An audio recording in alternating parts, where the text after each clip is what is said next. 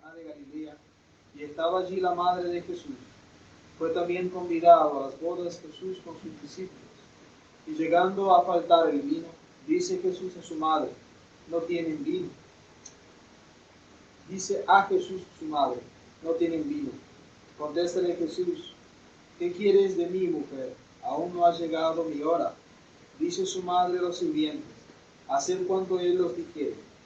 Había allí 6 vasijas de piedra destinadas para las purificaciones judaicas, que hacía cada una 2 o 3 metretas. Díceles Jesús, llenad de agua las vasijas, y las llenaron hasta arriba. Dícele Jesús, sacad ahora y llevadlo al maestresala. Y lo llevaron. Apenas probó el maestresala el agua hecha vino. Como no sabía de dónde era, aunque los sirvientes que habían sacado el agua lo sabían, llama al esposo y le dice, todos sirven primero el mejor vino, y cuando los convidados ya han bebido bien, sacan el más flojo. Mas tú has reservado el buen vino para lo último. Así, en Caná de Galilea, obró Jesús su primer milagro, y manifestó su gloria, y creyeron en él sus discípulos. Pueden sentarse. La epístola está tomada de la carta del apóstol San Pablo a los romanos. Hermanos, tenemos según la gracia que nos ha sido dada dones diferentes, por lo cual el que ha recibido el don de profecía, úsele según la regla de la fe. El que ha sido llamado al ministerio, dedíquese a su ministerio. El que ha recibido el don de enseñar, aplíquese a enseñar. El de exhortar, exhorta.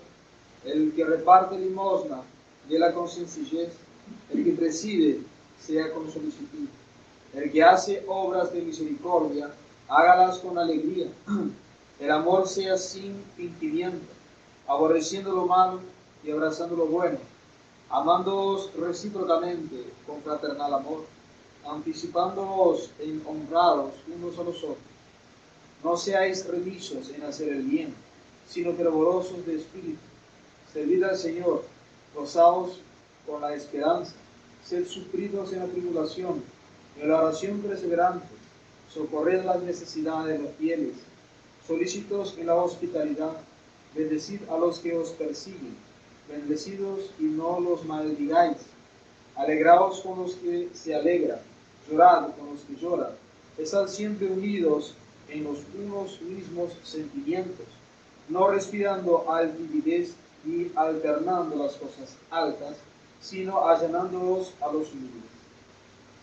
En el Padre, el Hijo y el Espíritu Santo. Amén. Dios te salve María, llena de gracia, el Señor es contigo. Bendita tú eres entre todas las mujeres y bendito es el fruto de tu vientre, Jesús. Santa María, Madre de Dios, ruega por nosotros pecadores, ahora y en la hora de nuestra muerte. En el Padre, el Hijo y el Espíritu Santo. Amén. Nosotros comenzamos con el domingo de hoy, la secuencia de los domingos después de la Epifanía. La Epifanía es el tercer tiempo dentro del año litúrgico. El año litúrgico comienza con la preparación para la Navidad, el tiempo de Navidad, y dentro del mismo tiempo de Navidad, pero de manera separada, incluso los colores de los ornamentos cambian, está los domingos después de la Epifanía. Y es cuando nosotros ya empezamos a meditar, a contemplar los hechos de la vida de nuestro Señor Jesucristo, los hechos de la vida pública de nuestro Señor Jesucristo. Pero eso no sin antes haber contemplado los primeros misterios de sus manifestaciones. De ahí las 3 grandes fiestas del tiempo de la Epifanía. La venida de los Reyes Magos, la adoración de los Reyes Magos, el 6 de enero. Después, el 13 de enero es el bautismo de nuestro Señor Jesucristo. Y luego, el segundo domingo después de la Epifanía, que es donde nosotros conmemoramos la tercera de las 3 grandes fiestas celebradas en ese tiempo, que es el primer milagro obrado por nuestro Señor Jesucristo. Su primera manifestación milagrosa. Recuerden que la palabra Epifanía significa precisamente eso, manifestación o manifestar. Esos 3 hechos que se celebran de manera muy principal en el tiempo de Epifanía, si bien celebran directamente a nuestro Señor Jesucristo, la Virgen María participa de manera activísima en todos ellos. Cuando los Reyes Magos buscaron a nuestro Señor Jesucristo, ellos, por todas las profecías que tenían de la religión primitiva, fueron a la corte de Jerusalén a buscar al rey, porque es normal, a un rey se le busca en un palacio, en una corte, en su trono. Pero como no lo encontraron allí, continuaron siguiendo a la estrella hasta la casa donde estaba aquel rey Mesías que había nacido para la salvación del mundo. Pero ¿dónde lo encontraron? Dice muy claramente el Evangelio: encontraron al niño con María, su madre. Entonces, la Virgen María aparece en el 6 de enero de manera activísima. No lo encontraron al rey Mesías Salvador en un palacio, en un trono de oro, en una corte. No, en los brazos de la criatura más perfecta que ha salido de las manos de Dios. No encontraron al Mesías en un trono hecho por manos de hombres, sino que un trono hecho por las manos de Dios, Santísima Virgen María. La segunda fiesta de gran importancia dentro de los días de Epifanía es el bautismo de nuestro Señor Jesucristo, donde nuestro Señor recibe el bautismo de San Juan, el bautismo de la penitencia, ya comenzando la idea de sacrificio que tenía Dios nuestro Señor al producir la encarnación del Verbo Eterno. Ya esa penitencia que nuestro Señor Jesucristo vino a hacer por nuestros pecados, ahí patente en las aguas del Jordán. Y cuando nuestro Señor recibe el bautismo, aparece la Santísima Trinidad, el Espíritu Santo en forma de paloma y la voz del Padre Celestial que dice: ese es mi Hijo muy amado en quien tengo todas mis complacencias. Pero esa misma frase, este es mi Hijo amado en quien tengo todas mis complacencias, no es solamente del Padre, sino también de la Santísima Virgen María. ¿Y por qué no va a ser? Si es realmente su Hijo y realmente su Dios. Entonces, es su Hijo en quien ella tiene todas sus complacencias. No se sabe con certeza si la Virgen presenció el acto bautismal de nuestro Señor Jesucristo, pero sí estaba allí, por lo menos indirectamente, porque allí estaba su Hijo haciendo su segunda gran primera manifestación. Y hoy, más que nada, aparece la Virgen María de una manera activísima, adelantando los tiempos de los milagros de nuestro Señor Jesucristo. Y en la escena del milagro de las bodas de Caná, nosotros tenemos un resumen de cómo debe ser toda nuestra vida espiritual. Y es muy bueno que nosotros contemplemos todas esas cosas al comienzo del año para tratar de poner en práctica durante todo el año litúrgico que tenemos para recorrer. Dentro de unos meses, unas semanas, ya vamos a entrar en la Septuagésima. Después vamos a empezar a contemplar los hechos dolorosos de la vida de nuestro Señor, su gloriosa ascensión, todos hechos, todas cosas muy provechosas en la vida espiritual, pero hay que estar con buenas bases. El milagro de hoy, que nosotros contemplamos en el Evangelio, pone muy bien claro cómo debe ser la base de la vida sobrenatural. Las bodas no significan otra cosa que la vida humana. Puede ser la vida religiosa, la vida matrimonial, la vida soltera, lo que sea, pero la vida humana. Como el hombre aquí en la tierra está por celebrar sus bodas con la eternidad. Con la eternidad. Puede ser unas bodas eternamente felices o unas bodas eternamente tristes con la condenación. Pero las bodas no significan otra cosa que la vida humana. Que esa vida debe estar llena de compañías, lo que es lo más normal, porque el hombre es sociable, pero dentro de los invitados para esas bodas no puede faltar la Santísima Virgen María. Fíjense qué detalle tan significativo que en el relato evangélico primero nombra a la Virgen y después a nuestro Señor. Nuestro Señor Jesucristo es el único medianero entre los hombres y Dios, sí, está revelado en las Sagradas Escrituras. Pero llegar hasta Jesucristo de manera infalible no es tan fácil. Antes, algunos quisieron llegar a nuestro Señor obviando el camino de la Santísima Virgen María. Un Lutero, entre muchas comillas, quiso llegar hasta nuestro Señor, y todo su séquito no alcanzaron. Un Nestorio, hereje de los primeros siglos de la Iglesia, que negó la maternidad divina, ¿llegó a nuestro Señor? Por supuesto que no.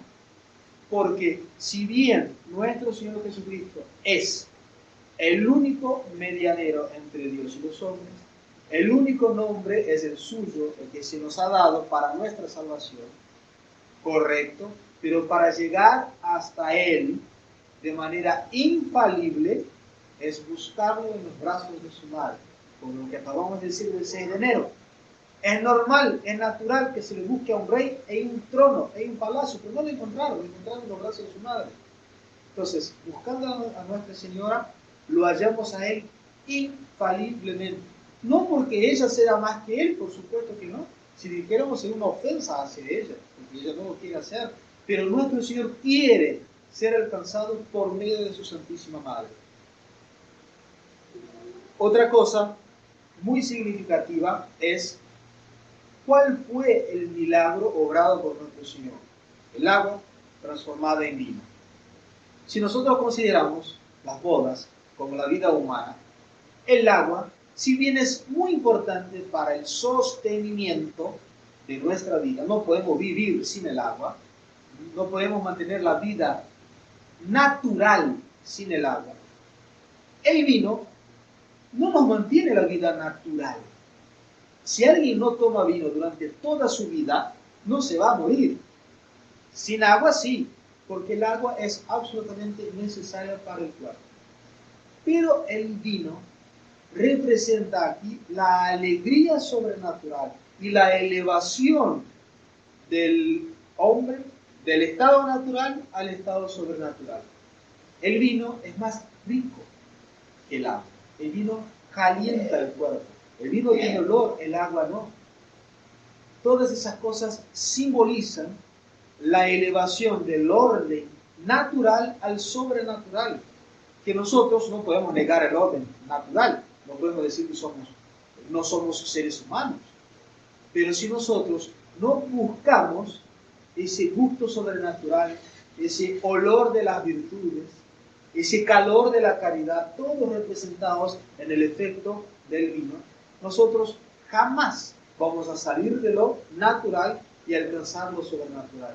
Que recuerden que nosotros estamos llamados todos a la perfección del orden sobrenatural, y no es otra cosa que la santidad. Entonces, el milagro mismo obrado por nuestro Señor tiene mucho que ver con nuestro día a día sobrenatural. ¿Cómo debemos sobrenaturalizar todas las cosas? Desde las cosas más pequeñas hasta lo más importante. Desde lo que parece más natural hasta lo que es lo más elevado, como asistir a la misa. Como todas nuestras cosas deben estar unidas. Lo natural con lo sobrenatural. Lo natural, ¿por qué? Porque estoy en ese mundo, no puedo no estar aquí. Pero todo y en todo lugar y en todo tiempo, ver a nuestro Señor Jesucristo, sentir el olor de nuestro Señor Jesucristo, el gusto de nuestro Señor Jesucristo, que eso es una ayuda grandísima el tener la frecuencia en los sacramentos y principalmente el sacramento de la Eucaristía. Nuestra Señora pide que nuestro Señor Jesucristo adelante los tiempos de sus milagros. Los maestros de la vida espiritual, al hablar del poder de la Santísima Virgen María, le han considerado omnipotente, todopoderosa. Le han dado el mismo título que tiene Dios nuestro Señor. Pero si bien Dios es omnipotente, todo lo puede por naturaleza, la Virgen todo lo puede, todo lo consigue por gracia. Porque la Virgen no puede recibir un no de Dios nuestro Señor. Dios no la recibe. Es como el hijo que nunca le va a decir no a su mamá. Un buen hijo, por supuesto, como nuestro Señor es el mejor de los hijos. La Virgen es la omnipotencia suplicante. Todo lo que pide a nuestro Señor Jesucristo alcanza. Y la Virgen también en el domingo de hoy nos da su único consejo. La única cosa que la Virgen dijo que está en el Evangelio: haced lo que Él os diga. Son las únicas palabras que dice la Virgen en el Nuevo Testamento, dando una orden. ¿Y ella qué hace? Lleva toda la atención hacia su Hijo. Y ahí nosotros vemos ese casi círculo vicioso, que nuestro Señor quiere ser alcanzado por medio de la Santísima Virgen María, porque Él sabe muy bien que lo único que ella va a hacer es llevar las almas a nuestro Señor. Porque Él quiso engrandecer a su madre, ponerla en el acto redentor, ponerla junto en la salvación y santificación de los hombres, simplemente porque es su madre y la quiere. Y la quiso poner en un grado altísimo dentro de todas las cosas que fueron creadas por Dios nuestro Señor. Las palabras de Nuestra Señora suenan en los oídos y nos hace acordar aquellas palabras de nuestro Señor, capítulo 14 de San Juan: el que me ama, guarda mis mandamientos. La Virgen dice que nosotros debemos hacer lo que nuestro Señor nos dice.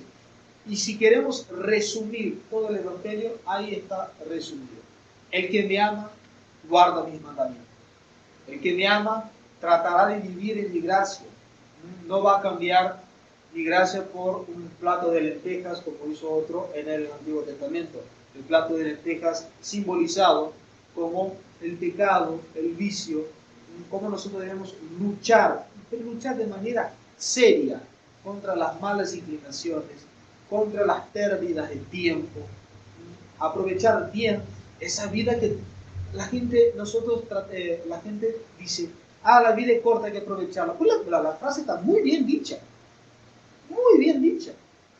¿no es cierto? Muy bien dicha, pero hay que entenderla bien. La vida es cortísima, hay que aprovecharla. Sí, claro que hay que aprovecharla para el bien, no para destruir nuestra esencia y enterrarla en el infierno por toda la eternidad, sino para construir en el cielo un castillo de gracias. Y el tiempo vuela, y cuando nosotros tratamos de recuperar el tiempo perdido, es verdad, nosotros hacemos una buena acción, pero aquel tiempo que ya perdimos ya está, ya fue, ya quedó en la historia. La vida es corta, hay que aprovecharla. El infierno es eterno y hay que evitarlo también. Pero el aprovechamiento de la vida es construir para toda la eternidad un castillo para vivir en ese imperio de Jesús y María. Ave María Purísima. Padre